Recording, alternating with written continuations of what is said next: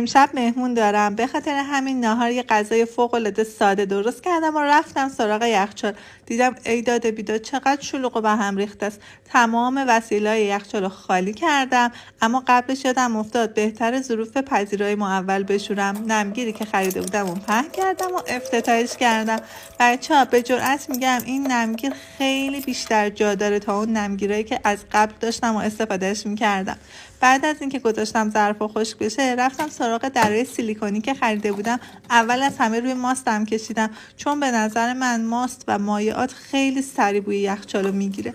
بعدش هم ظرف خیارشور رو ترشیمو جابجا کردم، چون حس کردم اگر مهمونا یه لحظه در یخچالو باز کنن، واقعا اون ظرفای لنگه به لنگه جلوه بدی داره. دوست قشنگم، من ظرفا رو از پیجی که براتون داخل کپشن تگ میکنم سفارش دادم. شما هم حتما سفارش بدین تا نزدیک عید یخچالتون خوشگل و شیک و تمیز باشه.